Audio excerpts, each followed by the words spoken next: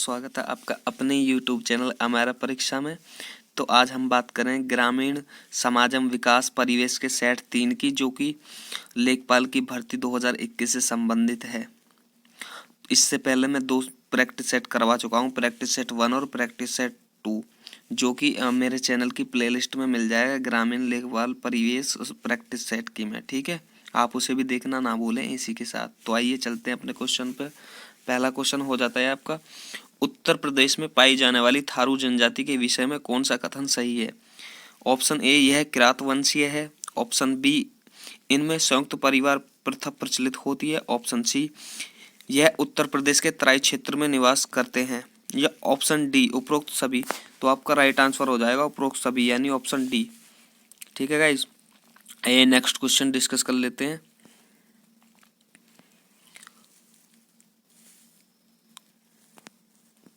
निम्न में कौन से कथन सत्य हैं। तो ऑप्शन 1, मेथा पेपरमेंट पुदीने से मिलती जुलती एक वनस्पति है। नंबर 2, राज्य के बाराबंकी की बदायूं, रामपुर, कन्नौज, जालौन, औरैया, इटावा आदि पश्चिमी जिलों में मेथा की खेती की जाती है। या फिर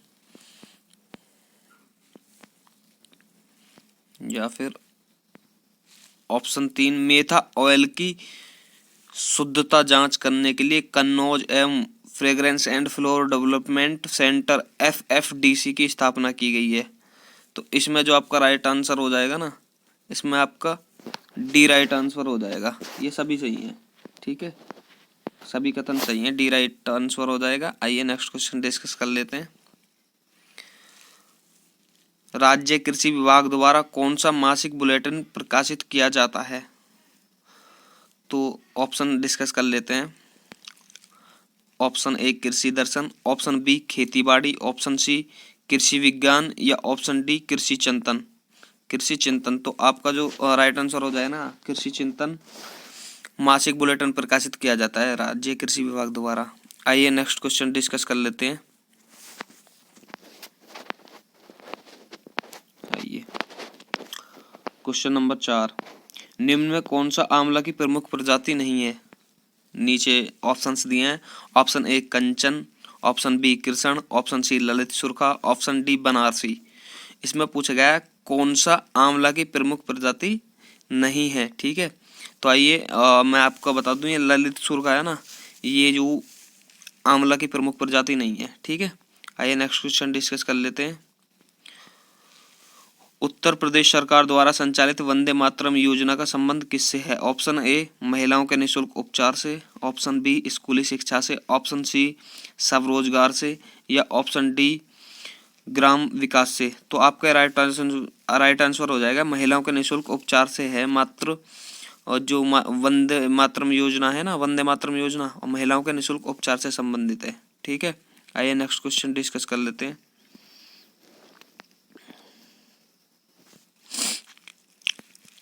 राज्य का कौन सा नगर बर्तनों का शहर या पीतल नगरी के रूप में प्रसिद्ध है। तो option A, Agra. Option B, Mathura. तो ऑप्शन सी, मुरादाबाद। या ऑप्शन डी, रामपुर। तो ये आपका जो प्रसिद्ध है ना पीतल के बर्तन, पीतल की नगरी के लिए, तो ये मुरादाबाद है, ठीक है। यहाँ पर पीतल का कारोबार जोरों शोरों से होता है। आइए नेक्स्ट क्वेश्चन डिस्कस कर लेते हैं। भारतीय पशु चिकित्सा अनुसंधान संस्थान उत्तर प्रदेश के किस स्थान पर अवस्थित है। भारतीय पशु चिकित्सा, ठीक है। तो आइए ऑप्शन डिस्कस कर लेते हैं। Option A, Gorakhpur. Option B, Banda. Option C, Kanpur. या फिर ऑप्शन डी, बरेली। तो आपका ये राइट आंसर हो जाता है बरेली। भारतीय पशु चिकित्सा अनुसंधान संस्थान उत्तर प्रदेश के बरेली में है, ठीक है। आइए नेक्स्ट क्वेश्चन डिस्कस कर लेते हैं। खतौनी के संबंध में कौन सा कथन सही नहीं है। एक बार फिर से देख लेना, सही नहीं है या सही है। तो इसमें कंफ्यूजन हो जाता है और क्वेश्चन यहीं पे ढेर हो जाता है, मतलब गलत हो जाता है, आपके हाथों से गलत हो गया, आपने पूरा नहीं पढ़ा ना। खतौनी के संबंध में कौन सा कथन सही है पढ़ लेते हैं, तो ऐसा नहीं करना है, ये नहीं भी देखना है, ये भी मोस्ट इम्पोर्टेंट है, ये देखना चाहिए नहीं भी, ठीक है। तो एक बार फिर से करते हैं, खतौनी के संबंध में कौन सा कथन सही नहीं है, ठीक है। तो आइए अब डिस्कस करते हैं इसके ऑप्शन। ऑप्शन ए, खतौनी लेखपाल का एक कागजात है। ऑप्शन बी, इसमें भूमि का ब्यौरा रहता है। ऑप्शन सी, नई खतौनी लेखपाल द्वारा 15 नवंबर तक तैयार की जाती है। ऑप्शन डी, नए परिवर्तन को इसमें पीली स्याही से अंकित करते हैं। ठीक है, तो आपका राइट आंसर जो हो जाएगा ना, इसमें राइट आंसर हो जाएगा डी, नए परिवर्तन को इसमें पीली स्याही से अंकित करते हैं खतौनी में। ठीक है, ये सही नहीं है, बाकी ऊपर के सब सही है। आइए नेक्स्ट क्वेश्चन डिस्कस कर लेते हैं। प्लॉट किए गए नक्शे की जांच करने के लिए भूमि तल पर जो लाइन एक दूसरे के कोण तक चलाई या खींची जाती है उसे क्या कहते हैं? प्लॉट किए गए नक्शे की जांच करने के लिए भूमि तल पर। ठीक है, तो आइए ऑप्शन डिस्कस कर लेते हैं। गरीबी लाइन, या बी चेक लाइन, या सी चांदा, या फिर डी कोना काटना। तो वो जो हो जाती है वो चेक लाइन हो जाती है। ठीक है, आपका option be the right answer. Next question discuss कर लेते हैं। भूमि की पैमाइश नाप का कार्य कौन सा विभाग करता है?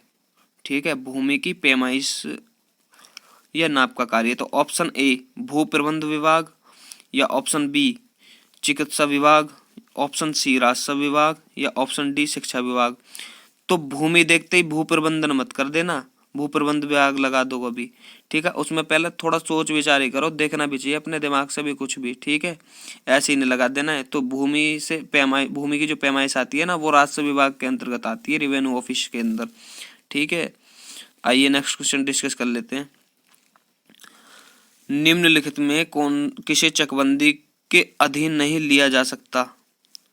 ऑप्शन ए स्थायी चरगा, ऑप्शन बी बाग, ऑप्शन सी शमशान कब्रिस्तान, ऑप्शन डी या ये सभी। तो जो चकबंदी के अधीन नहीं लिए जाते ना, वो पता है ये सभी हैं, ये सभी हैं, मतलब स्थायी चरगा भी है, बाग भी है, शमशान कब्रिस्तान, ये चकबंदी के अधीन नहीं लिए जा सकते। ठीक है, तीनों ही। आइए नेक्स्ट क्वेश्चन डिस्कस कर लेते हैं। उत्तर प्रदेश जमींदारी उन्मूलन एवं भूमि सुधार अधिनियम कब पारित किया? अपने आप में very very most important question है, इसको पूछ लिया जाता है। ठीक है, और जहाँ पर भी ग्रामीण समाज एवं विकास के क्वेश्चन पूछे जाते हैं ना, वहाँ अपने आप में ही मोस्ट इम्पोर्टेंट क्वेश्चन खुद में बन जाता है। ठीक है, तो इसको याद रखना है। तो ऑप्शन ए वर्ष 1950, ऑप्शन बी 1952, या ऑप्शन सी 1963, या फिर ऑप्शन डी 1974। तो आपका राइट आंसर हो जाएगा यहाँ पे ऑप्शन ए, वर्ष 1950 में जमींदारी उन्मूलन एवं भूमि सुधार अधिनियम उत्तर प्रदेश में पारित किया गया था। आइए नेक्स्ट क्वेश्चन डिस्कस कर लेते हैं। देश के कितने प्रतिशत भूभाग पर सिंचित भूमि पर बहुफसली कार्यक्रम लागू है? सिंचित भूमि पर बहुफसली कार्यक्रम लागू है देश के। ठीक है, संपूर्ण देश की बात हो रही है यहाँ पे। तो आइए क्वेश्चन डिस्कस कर लेते हैं, और इसी के साथ हम ऑप्शंस भी डिस्कस कर लेते हैं। ऑप्शन ए 60%, ऑप्शन बी 50%, या ऑप्शन सी 71%, या ऑप्शन डी 80%। तो आपका यहाँ पे जो राइट आंसर हो जाएगा ना, वो 71% हो जाएगा राइट आंसर। ठीक है, आइए नेक्स्ट क्वेश्चन डिस्कस कर लेते हैं। हरित क्रांति के पश्चात श्रम विभाजन हुआ क्या? हरित क्रांति के पश्चात श्रम विभाजन हुआ, तो ऑप्शन ए गांव से नगर की ओर हुआ था, ऑप्शन बी गांव से गांव की ओर हुआ था, ऑप्शन सी नगर से नगर की ओर हुआ था, या ऑप्शन डी नगर से गांव की ओर हुआ था। श्रम विभाजन जो हुआ था, ठीक है, तो वो गांव से नगर की ओर हुआ था, हरित क्रांति के पश्चात श्रम विभाजन जो हुआ था। ठीक है, आइए नेक्स्ट क्वेश्चन डिस्कस कर लेते हैं।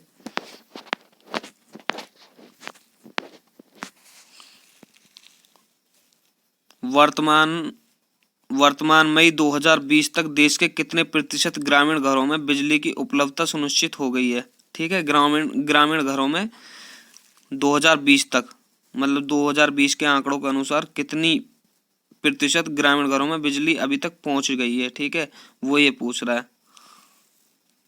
तो आइए डिस्कस कर लेते हैं। ऑप्शन ए 80%, ऑप्शन बी 90%, या ऑप्शन सी 75%, ऑप्शन डी 85%।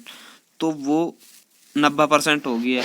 और जो शहरी है ना, शहर में यही 93% है बिजली जो सुनिश्चित हुई है।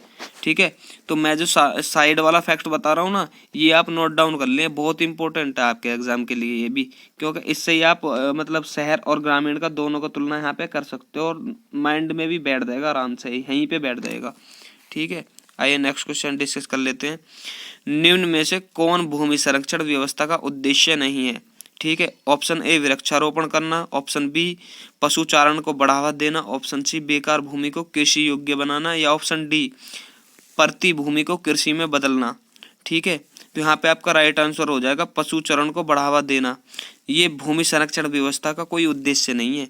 ठीक है, ऑप्शन बी राइट आंसर। आइए नेक्स्ट क्वेश्चन डिस्कस कर लेते हैं।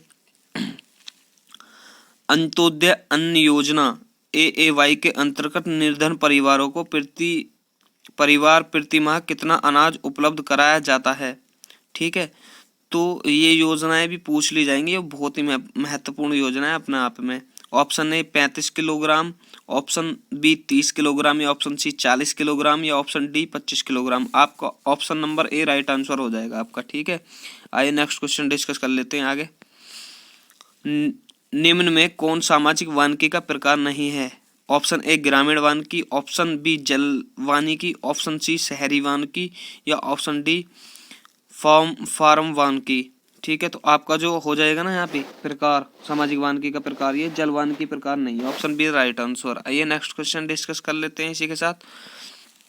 राष्ट्रीय बाल स्वास्थ्य कार्यक्रम के तहत 0 से 18 वर्ष के बच्चों के किन विकारों या परेशानियों की जांच की जाती है। ऑप्शन ए विकलांगता, ऑप्शन बी बीमारी, या ऑप्शन सी विकास में रुकावट, या ऑप्शन डी ये सभी। ठीक है, तो यहाँ पे जो आपका क्वेश्चन सही हो जाएगा ना, ऑप्शन डी ये सभी। ठीक है, इन सभी परेशानियों की जांच की जाती है, विकलांगता, बीमारी, विकास में रुकावट। आइए नेक्स्ट क्वेश्चन डिस्कस कर लेते हैं। रूरल हेल्थ स्टेटिस्टिक्स के अनुसार भारत के ग्रामीण क्षेत्रों में कितनी आबादी पर एक एलोपैथिक डॉक्टर है। रूरल हेल्थ स्टेटिस्टिक्स, ठीक है, यह एक रिपोर्ट थी इसके अनुसार।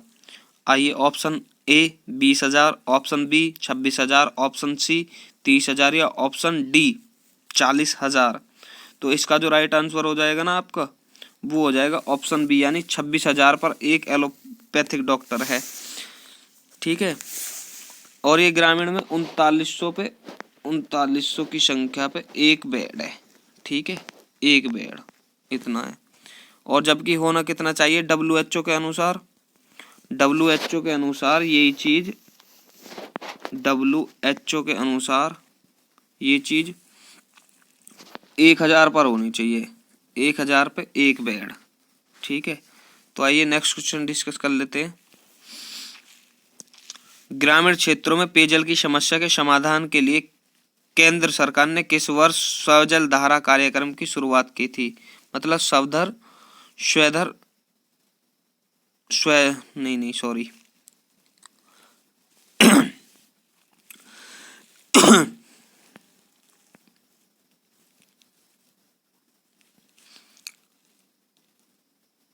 आइए नेक्स्ट क्वेश्चन डिस्कस कर लेते हैं। ग्रामीण क्षेत्रों में पेयजल की समस्या के समाधान के लिए केंद्र सरकार ने किस वर्ष स्वजल धारा कार्यक्रम की शुरुआत की थी। तो ऑप्शन ए वर्ष 1999, ऑप्शन बी वर्ष 2002, ऑप्शन सी वर्ष 2005, या ऑप्शन डी वर्ष 2010। तो यहाँ आपका जो राइट आंसर हो जाएगा ना, वो बी हो जाएगा, यानी 2002 में ये कार्यक्रम शुरू किया गया था, केंद्र सरकार की तरफ से किया गया था। ये भी याद रखना है, पूछ लिया जाएगा। निम्न में कौन एकीकृत ग्रामीण विकास कार्यक्रम के प्रमुख कार्य हैं। ऑप्शन ए सस्ती दरों पर ऋण उपलब्ध कराना, ऑप्शन बी रोजगार के अवसर उपलब्ध कराना, या ऑप्शन सी स्कूली बच्चों को आर्थिक मदद कराना। ठीक है, उपरोक्त सभी, मतलब ऑप्शन डी उपरोक्त सभी।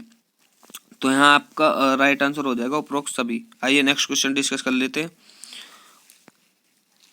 वह स्थान जहां आबादी का 2/3 भाग कृषि में तथा 1/3 भाग द्वितीयक तथा तृतीयक व्यवसायों में लगा होता है उसे कहना चाहिए। ऑप्शन ए नगर, ऑप्शन बी कस्बा, ऑप्शन सी ग्रामीण कस्बा, ऑप्शन डी गांव। ठीक है, इसको क्या कहेंगे हम, तो इसको कहेंगे हम ग्रामीण कस्बा। ठीक है, आइए नेक्स्ट क्वेश्चन डिस्कस कर लेते हैं। निम्नलिखित में कौन सा एक ग्रामीण जीवन की प्रमुख विशेषता, कौन सी एक ग्रामीण जीवन की प्रमुख विशेषता है। ऑप्शन ए परिवारवाद, ऑप्शन बी गतिशीलता, ऑप्शन सी कृत्रिमता, ऑप्शन डी तार्किकता। तो यहाँ आपका राइट आंसर जो हो जाएगा ना, वो हो जाएगा आपका ऑप्शन ए परिवारवाद। ठीक है, ग्रामीण जीवन में एक प्रमुख विशेषता यही है कि परिवारवाद होता है, सभी मिलजुल कर रहते हैं, पारिवारिक लोग रहते हैं। आइए, निम्नलिखित में से कौन सी एक सामाजिक सर्वेक्षण की विशेषता नहीं है? ठीक है, ऑप्शन ए सामाजिक सर्वेक्षण एक वैज्ञानिक पद्धति है। ऑप्शन बी सामाजिक सर्वेक्षण का संबंध सामान्य सामाजिक घटनाओं से है। या ऑप्शन सी सामाजिक सर्वेक्षण का संबंध विशिष्ट सामाजिक घटनाओं से है। या ऑप्शन डी सामाजिक सर्वेक्षण का संबंध परिमाणात्मक अध्ययनों से है। तो यहाँ आपका जो राइट आंसर हो जाएगा ना, वो सी इज द राइट आंसर। सी ही आपका राइट आंसर है। इसमें सामाजिक सर्वेक्षण का संबंध विशिष्ट सामाजिक घटनाओं से है। तो जैसा कि मैंने आपसे कहा था, प्रैक्टिस सेट 3 आज हमारे कंप्लीट हो गए हैं। प्रैक्टिस सेट कल 4 स्टार्ट होगा और इस चैनल को सब्सक्राइब कर लीजिएगा। और इसके बाद इन प्रैक्टिस सेट 10 के बाद खत्म होने के बाद मैं आपको व्याख्या के साथ क्वेश्चन डिस्कस कराऊंगा चैप्टर वाइज।